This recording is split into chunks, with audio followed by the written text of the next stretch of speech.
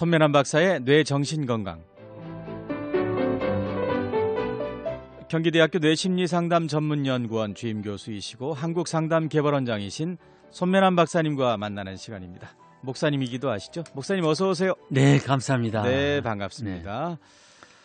우리가 뇌에 대한 공부를 꽤 오래 했는데 아직도 좀 생소한 단어 중에 하나가 가소성이라는 단어예요. 예, 그렇죠. 오늘이 신경가소성, 뇌가소성에 대한 이야기 오늘 좀 할 텐데 가소성이라는 말부터 좀 풀어주시고 하시면 좋을 것 같아요. 이제 신경가소성 또는 이제 뇌가소성 똑같은 말이거든요. 네. 뇌는 어떤 변할 수 있다. 그 말이죠. 쉽게 말하면. 뇌는 한번 태어나면 그냥 있는 게 아니고. 옛날에는 옛날이라고 우리가 1930년대 스페인의 그 과학자 이 칼은요. 신경회로는 고정되어 있어가지고 변하지 않는다. 그리고 신경세포는 이제 나이가 들면서는 계속 죽는다. 이런 이론이었는데 지금에 와서는 이 이론은 이제 잘못된 이론으로 되어 있고요. 뇌는 유연성을 가지고 있는 이런 가소성의 기능을 가지고 있다. 그래서 뇌는 계속 바뀐다. 그래서 뇌는 일생 동안 재조직된다는 거예요. 우리가 이렇게 방송을 하고 또 뇌 치유 상담을 제가 이렇게 하고 있는 이유도 뇌가 변할 수 있기 때문에 뭐 우리가 치유로 뇌를 가지고 우리가 치유 상담으로 적용도 하고요. 또 이 방송을 통해서 무엇을 하면 우리가 뇌를 갖다 변화시킬 수가 있냐. 이기 때문에 우리가 이런 방송도 하고 있거든요. 그래서 신경사 가소성이라는 것은 어떤 환경을 주느냐, 어떤 경험을 주느냐에 따라서 그 신경계가 다 변화된다고 하고 또 구조까지 변화된다고 하는 이론입니다. 네, 그러면 그 사람이 긍정적인 생각을 하고 있는가, 부정적인 생각을 하고 있는가가 굉장히 아주 중요합니다. 그래서 중요하겠네요. 우리가 이제 성경에 보면 잠언서 23장 7절에 대저 그 마음이 생각이 어떠하면 그 위인도 그러한즉이라고 이렇게 말씀하고 있거든요.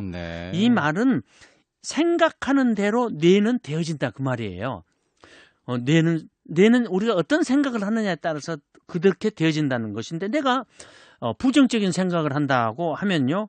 어떤 사건을 부정적으로 우리가 이해하고 행동하게 되는 거죠. 그리고 우리가 긍정적으로 생각하면 또 긍정화돼서 건강한 삶을 살아갈 수 있다는 원리입니다. 그러니까 뇌 가소성이라고 하는 것은 대단히 중요한데 바로 이 가소성의 기능에 따라서 우리는 긍정적인 삶을 살아갈 수도 있고 부정적인 삶을 살아갈 수도 있다는 것입니다. 네, 가소성 그러니까 뇌는 바뀐다. 그렇죠. 한번 만들어지면 그냥 있는 것이 아니고 계속 일생 동안 바뀔 수 있다. 그래서 우리가 나이가 70이 되어도 뇌의 신경세포가 새로 만들어지고 또 변할 수 있다고 하는 것이 아주 중요합니다. 그래서 생각이 중요하다. 그렇죠. 생각이 또 중요하고요. 그래서 우리가 이 가소성의 기능을 잘 이해함에 따라서 이 방송을 들으면서도 뇌는 변할 수가 있으니까 내가 우울증에 걸렸다든가 불안장에 걸렸다든가 이런 경우에도 어떻게 하면 우리가 결코 변할 수가 있느냐 이런 것을 우리가 한번 생각해 한다면 더욱 좋은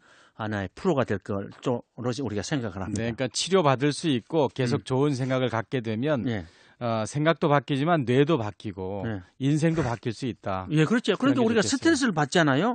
스트레스를 받으면 뇌 가소성을 나중에 나빠지게 합니다. 그래서 천재지변이나 참사 이런 외상을 경험하면서 병을 앓고 있는 외상후 스트레스 장애 있잖아요. 이런 사람들은 뇌의 신경 가소성이 그의 삶에 엄청난 피해를 줍니다. 그러니까 이런 충격적인 사건을 체험한 후에 대부분의 환자들은 기존에 인식했던 삶의 의미를 송두리째 바뀌어버려가지고 파괴적인 삶을 살아가게 되는 것입니다. 그래서 이러한 외상이라고 하는 외상적 이 엄청난 스트레스가 뇌의 그 신경 가소성의 기능을 나쁘게 해가지고 뇌의 구조도 나쁘게 하고 기능까지 나쁘게 한다고 하는 것입니다. 그래서 어떤 충동적인 이런 사건을 경험하면은 빨리 이것을 상담이나 아니면 또 우리가 전문가의 도움을 받아서 치료를 받아야 된다는 것입니다. 극심한 스트레스가 있었을 경우에는 시간이 약이다 하지 말고 전문가의 도움을 받아서 그거를 치료해줘야 뇌 가소성이 좋아지겠군요. 그렇죠. 그래서 우리가 불안한 생각 이런 데서 빨리 벗어나야 된다고 하는 거예요. 네. 그래서 요즘 와서는요, 가끔 방송하면서 후생 유전학이라는 말을 쓰는데 네. 모든 그 후생 유전학은요 다 유전적인 그 특성을 가지고 있습니다. 유전자가 다 유전자가 있어요. 내가 알코올 중독자가 알코올 중독자에게만 알코올 유전자가 있는 거 아닙니다. 우리 사람에게는 다 유전자가 있어요. 특징이 있지만 어떤 환경을 갖고 살아가느냐. 우리 기독교적인 환경을 우리가 살아간다면은 그것을 환경이 유전자를 변화시켜 버립니다. 네. 그래서 우리가 외상을 경험했으면 그 외상을 빨리 치료하지 않으면은 그것이 가대를 거쳐서 다음 세대까지 이어진다고 하는 거니까 어떤 문제가 일어나면 외상이든지 또 다른 것도 마찬가지입니다만은 빨리 치료를 받는 것이 중요하다는 것입니다. 네, 저는 사실 박사님께서 가소성 말씀하실 때 제일 먼저 떠오른 게 이거예요. 우리 청취자들 중에도 이런 생각하시는 분들 계실 텐데 그러면 나는 공부에 별 취미도 없고 공부도 잘 못했어요. 예전에. 네. 그런데 지금이라도 공부를 좀 열심히 하면 이 뇌가 바뀌는 건가요? 네, 그렇습니다. 바뀝니까? 네, 그렇죠. 왜냐하면 우리가 뇌가 발달할 때는 한 3세 정도일 때 급기야기 뇌가 발달하잖아요. 네. 시냅스가 왕성하게 일어납니다. 그런데 그때서 완성되는 것은 결코 아닙니다. 그 미엘레이라고 하는 축삭을 연결해 준 것, 즉 그 어떤 정보가 다음 신경세포로 연결되는 피막 같은 것이 있는데 그 피막이 미엘레이라고 그러는데 그 미엘레이라는 부분을 우리가 완성시켜주는 나이가 18세부터 25세거든요. 네. 어떤 사람은 18세 때 완성이 되지만 25세 때 그 이후도 됩니다. 그래서 그걸 잘 우리가 완성을 잘 해준다면은 우리 머리는요 아주 급속도로 변합니다. 저희들 그 주위에 어떤 교수님 아들도 그런 분이 있거든요. 우리가 이분이 오셔서 그래요. 우리 아들이 아시아에서 좋은 대학을 나왔다고 그래요. 그래서 어느 대학이냐 하니까 아주대학이라고 그러대요. 그렇게 농담을 하면서 네. 이 아이가 군대를 갔다 오더니만 뇌가 급상승해 버리더라는 거예요. 그래서 네. 너무 그냥 따라갈 수 없을 정도로 급상승해서 가지고 외국으로 유학을 시켰는데 그때 이제 석박사 동시 과정을 해가지고 나중에 발표를 할 때 그 대학에서 아주 노벨상을 받았던 경제학자 두 사람이 그냥 놀래버렸다고 감탄해버렸다고 하죠. 네. 그래서 그 대학의 교수로 발탁이 된 경우가 있습니다. 그러니까 네. 우리가 20세가 넘는다 그래서 뇌는 결코 변하지 않는다. 그런데 박사님 제가 여쭙고 싶은 것은 이제 50대, 60대 이렇게 넘어갔을 경우에도 이 학습을 통한 가소성을 누릴 수 있을까요? 네, 그렇습니다. 왜냐면요. 우리가 나이가 들면은 배우려고 하지 않는 것이 문제입니다. 자기 그 고집 신념으로 살아가요. 65세는요. 신념 기억으로 살아가요. 내가 지난 동안에 해왔던 모든 전체를 발부하면서 이렇게 살아가고요. 그런데 우리가 어떤 것 새로운 것을 배우게 되면 학습을 하게 되면 뇌는 변화된다는 것이 바로 뇌의 가소성의 원리입니다. 네. 그래서 신경세포가 새로 만들어진다는 거예요. 65세, 70세가 돼도. 그러니까 우리가 희망의 끈을 놓지 말아야 되겠습니다. 네. 우리가 신앙생활하고 네. 또 하나님 말씀 읽고 기도하고 이런 것들도 뇌의 가소성과 관련이 있습니까? 그렇죠. 뇌는 어떤 자극을 주느냐. 자극. 긍정적인 자극. 어떤 환경을 주느냐에 따라서 뇌는 변화가 되는 거예요.